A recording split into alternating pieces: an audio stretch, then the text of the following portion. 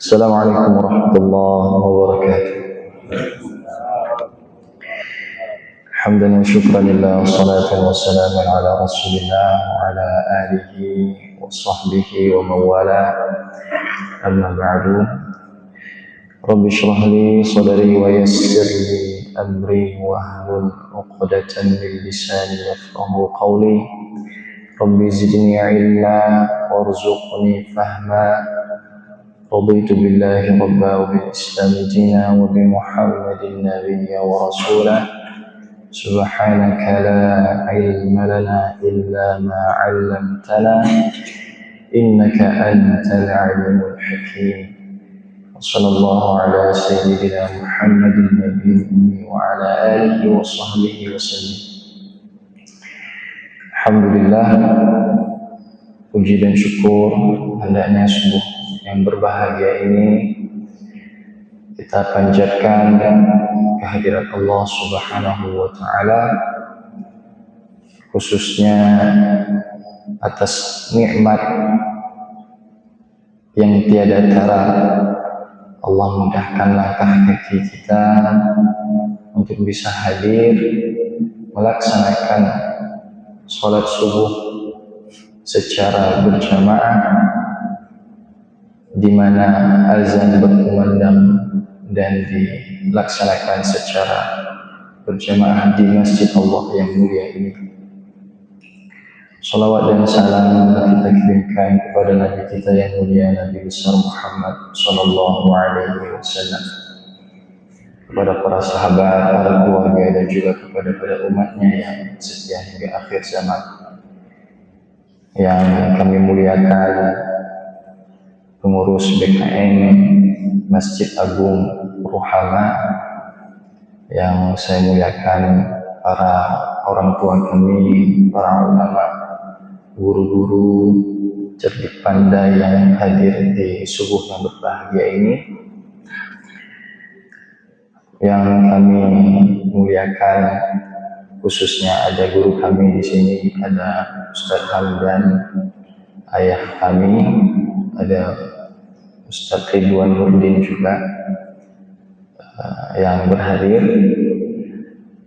Sejujurnya ini di luar dari kesepakatan, karena kami kemarin tujuannya dari Banda Aceh, Bapak.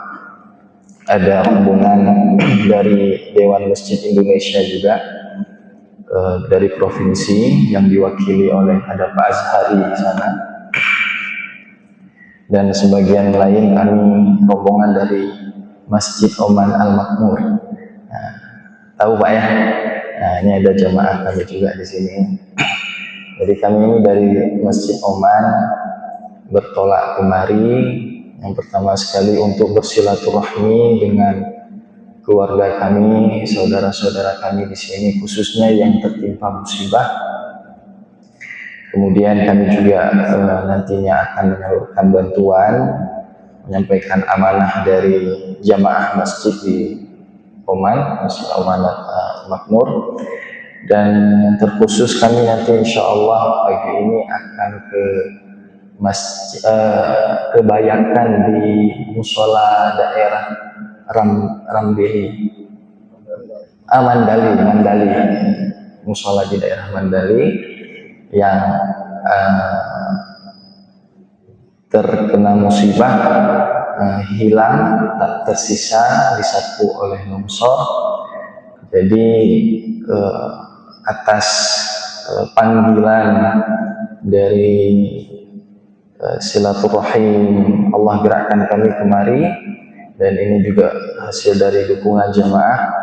Kami coba hari ini untuk survei, untuk melihat bagaimana kondisinya, kemudian akan dihitung, karena juga kami hadirkan ada Pak Anto di sini, beliau ketua dari HDII, Himpunan Desain Interior Indonesia Aceh, yang beliau nanti insya Allah akan melihat bagaimana baiknya dan memperkirakan kita targetnya sebelum Ramadan musola yang tadi yang tidak ada bisa kembali terbangun, Pak. Minimal bisa digunakan dalam Ramadan ini. Jadi alhamdulillah kami menyampaikan kedatangan kami dengan Ustaz Ridwan, Ustaz Hamdan. Saya menyampaikan kedatangan di sini yang awalnya mungkin hanya disampaikan jadi imam saja. Tadi saya kira penceramahnya ada yang lain. Tahu-tahu nama saya yang disebut. Kalau saya tolak nanti saya durhaka sama guru saya. Jadi saya duduk di sini tanpa mengurangi rasa hormat saya kepada para guru saya, orang tua kami yang ada di sini. Saya rasa tidak perlu kami memberikan ceramah, apalagi masalah yang terjadi khususnya di Aceh Tengah ini, yakni terkait musibah. Saya tahu, saya yakin kalau kami yang di Banda Aceh mungkin tidak terdampak secara langsung ataupun tidak terdampak secara besar, ya. Hanya mati lampu saja beberapa hari, ya. Kemudian internet dan sebagainya. Tapi saudara kami yang ada di sini itu cobaan ujiannya betul-betul melebihi daripada apa yang kami rasakan, dan kami belajar di sini terkait kesabaran, belajar terkait apapun itu yang kami hanya bisa menyampaikan secara teori. Tapi Bapak Ibu sekalian, khususnya saudara-saudara kami yang ada di Aceh Tengah ini, yang benar-benar terdampak musibah, tentu sudah mengalami, tentu sudah menjalankan teori-teori yang kami sampaikan, yang selama ini yang kita sampaikan melalui mimbar-mimbar, meja-meja ceramah dan sebagainya. Kita semua tahu di sininya sudah mempraktekkan dari apa yang sudah disampaikan di atas mimbar melalui panggung ceramah. Bapak Ibu sekalian yang Allah muliakan, di waktu yang singkat ini kami tidak ingin berlama-lama karena tidak ada niat sekali lagi untuk memberikan ceramah, tetapi ini hanya sharing ataupun berbagi ilmu terkait apa yang kami ketahui, dan semoga bisa bermanfaat bagi Bapak Ibu sekalian. Jamaah sidang sholat subuh yang kami muliakan, tentunya kita sebagai seorang manusia, kala seperti ini juga kondisi musibah, Allah menuntut bagi kita untuk bisa menjalankan setiap detik-detik kehidupan, yang tentunya di setiap detik tersebut Allah menyelipkan ujian demi ujian. Karena memang pada hakikatnya selama nafas ini masih berhembus, selama hayat ini masih ada, selama ruh masih di badan, ujian itu tidak akan pernah hilang. Karena itulah tujuan Allah Subhanahu wa Ta'ala menghidupkan kita di muka bumi ini. Kalau Bapak Ibu merasa aduh berat sekali ujian ini, berarti tandanya ini sudah berakhir. Kalau mau berarti sudah diakhirkan saja. Artinya kalau nggak mau lagi ada ujian, sama dengan kita selesailah hidup di dunia ini. Maka berarti itu Allah Subhanahu wa Ta'ala telah memberikan ujian kepada manusia, khususnya bagi orang-orang beriman. Kalau mereka diberikan ujian oleh Allah Subhanahu wa Ta'ala, ini sebagai uji untuk menguji kekuatan iman kita. Bagi seseorang yang memiliki iman yang kokoh, iman yang kuat, maka Allah Subhanahu wa Ta'ala memberikan kabar gembira kepada mereka. Allah Subhanahu wa Ta'ala berfirman, وَلَنَبْلُوَنَّكُمْ بِشَيْءٍ مِنَ الْخَوْفِ وَالْجُوعِ وَلَنَبْلُوَنَّكُمْ بِشَيْءٍ مِنَ الْخَوْفِ وَالْجُوعِ وَنَقْصٍ مِنَ الْأَمْوَالِ وَالْأَنْفُسِ وَالثَّمَرَاتِ وَبَشِّرِ الصَّابِرِينَ. Allah telah menghidupkan manusia di atas muka bumi ini tentu dengan berbagai macam ujian, seperti ketakutan, kelaparan, diambil hartanya, diambil keluarganya, bahkan diambil dirinya, ya. Semata-mata ini adalah sebagai bentuk ujian, dan untuk Allah melihat siapa yang lebih baik di antara umat manusia ini yang mampu melewati ujian-ujian tersebut. Dan Allah Subhanahu wa taala menyebutkan, telah memberikan kabar gembira, wa basyiris sabirin, kepada mereka orang-orang yang bersabar di atas setiap ujian yang Allah timpakan. Kemudian Allah Subhanahu wa taala melanjutkan ayat tadi, alladzina idza asabatuhum musibah, maka tatkala orang-orang yang lulus daripada ujian ini, yang telah diberikan kabar gembira oleh Allah ini, mereka cirinya yang pertama sekali Allah sebutkan adalah alladzina idza asabatuhum musibah, tatkala kita ditimpa musibah oleh Allah, qalu inna lillahi wa inna ilaihi raji'un. Dia hanya mengucapkan kalimat ringan sekali, Pak. Ya, Pak, ya. Kalimat inna lillahi wa inna ilaihi raji'un ringan sekali di mulut kita. Ya, kalimat yang ringan tapi begitu dalam maknanya. Maka orang beriman, dia itu paham makna kata inna lillahi wa inna ilaihi raji'un. Hari ini mungkin kita hanya mengucap secara spontan, tapi terkadang tidak memahami maknanya. Belum lagi dengan kemudahan teknologi hari ini, dulu ketika mendengar ada musibah, kita mengucapkan kalimat tersebut dengan lisan kita. Nah, tapi sudah ada kabar melalui handphone, mudah kita mengetiknya, inna lillahi wa inna ilaihi raji'un. Itu masih lumayan. Tapi yang hari ini terkadang sudah tersedia stiker, Pak. Nah, ada stiker WhatsApp. Ya, stiker WhatsApp sudah tertulis innalillahi wa inna ilaihi raji'un. Ketika ada musibah langsung kita cari stikernya. Nah, hanya membalas dengan stiker yang ada di WhatsApp tanpa kita membacanya atau bahkan tanpa kita meresapinya. Padahal ini merupakan ciri orang yang lewat daripada ujian yang Allah berikan. Kata inna lillahi wa inna ilaihi raji'un, sesungguhnya kita ini milik Allah. Orang beriman, tatkala dia ditimpa musibah, dia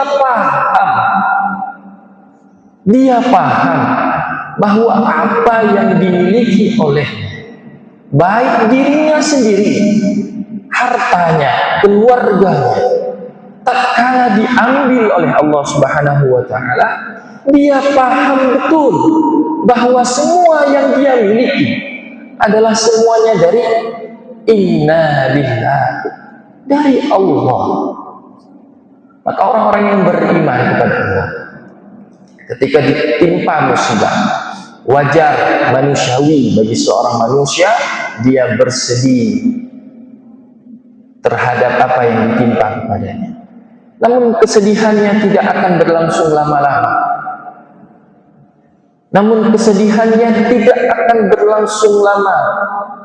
Dan akan cepat berganti dengan senyuman. Karena dia paham, sudah selesai amanah yang telah Allah titipkan kepada saya, dan kini ia telah kembali kepadanya. Orang beriman ketika hartanya diambil, dia mengucapkan inna lillahi wa inna ilaihi raji'un, alhamdulillah, sudah selesai amanat saya untuk menjaga harta ini, menggunakan harta ini. Keluarga pun demikian, sudah selesai saya menjaga keluarga, anak saya, istri saya. Sudah selesai saya menjaga amanah Allah berupa lahan, ternak, apapun itu yang Allah titipkan. Alhamdulillah, sudah selesai amanah jabatan yang telah Allah berikan kepada saya dan telah saya gunakan sebaik-baiknya. Ringan bagi dia untuk melepaskan, karena ia paham bahwa semuanya ini adalah milik Allah. Kita ini dari Allah. Wa ilaihi raji'un, dan pasti kita akan kembali kepadanya. Maka bagi seorang mukmin, orang-orang sejati yang beriman, ringan baginya untuk melepaskan, karena dia tahu ada kabar gembira dari Allah. Tatkala selesai ia menjalankan amanah, tatkala ia berhasil menjalankan amanah untuk menjaga apa yang dititipkan oleh Allah Subhanahu wa taala, Allah menyebutkan inna lillahi wa inna ilaihi raji'un. Kata Allah, ulaika alaihim salawatu min rabbihim wa rahmah. Mereka adalah orang-orang yang Allah jamin. Allah jamin. Ulaika alaihim salawatu min rabbihim. Salawat dari Allah, keselamatan dari Allah, dunia akhirat. Allah jamin bagi mereka orang-orang yang bersabar di atas segala musibah ujian yang menimpa bagi mereka, dan Allah berikan kabar gembira bagi mereka, orang yang paham betul daripada makna kata inna lillahi wa inna ilaihi raji'un. Dan Allah juga memberikan rahmat karunia-Nya kepada mereka.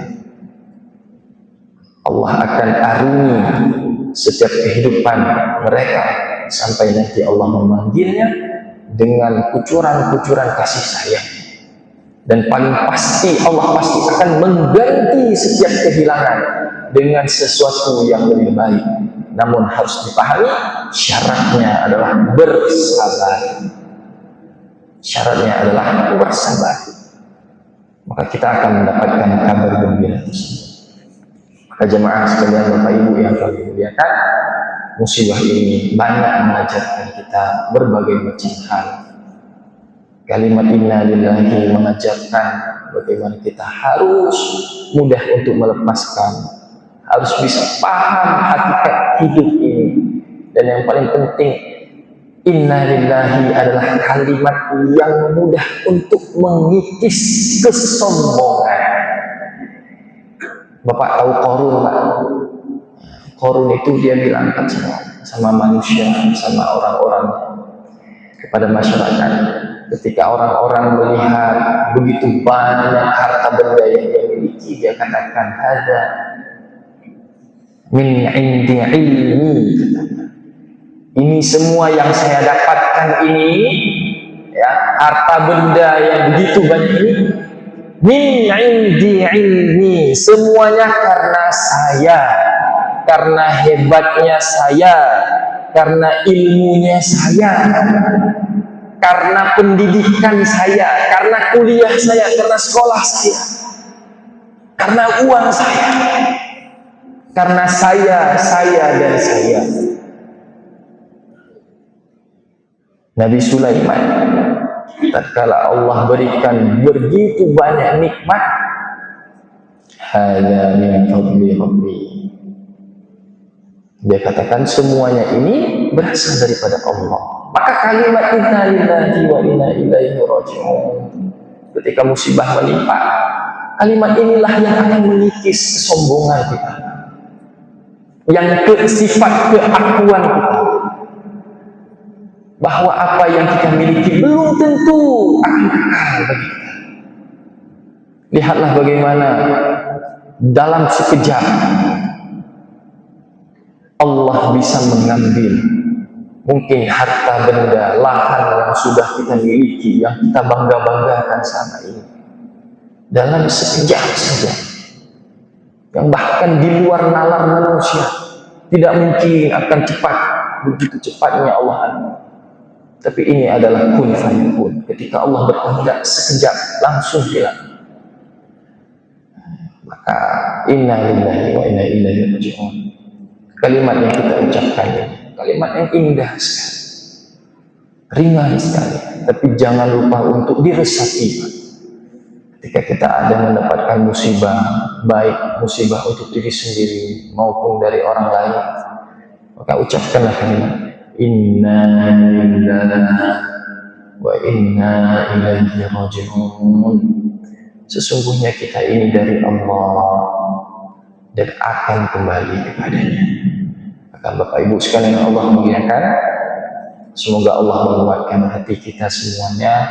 Kita berdoa kepada Allah, Allah kekalkan kesabaran di hati kita, Allah mudahkan hati kita ini untuk bisa menerima segala apa yang telah ditakdirkan olehnya, dan kita memohon kepada Allah Subhanahu wa Ta'ala, jadikanlah saya, jadikanlah keluarga saya, jadikanlah orang-orang yang berbuat baik kepada saya, jadikanlah mereka orang-orang yang tertimpa musibah menjadi orang-orang yang ahli dalam salat, menjadi keluarganya Allah yang diberikan kabar gembira, mereka diberikan keselamatan baik di dunia maupun di akhirat. Mungkin hanya ini saja yang bisa kami sampaikan. Semoga Allah memberikan kita perlindungan, kemudahan sepanjang hari kita dimulai dari subuh yang berbahagia ini, dan setiap apa yang saya ucapkan, apa yang baik itu sumbernya dari Allah, apa yang salah itu datang dari saya sendiri. Saya memohon maaf kepada Bapak Ibu sekalian apabila ada hal yang kurang berkenan. Wassalamualaikum warahmatullahi wabarakatuh.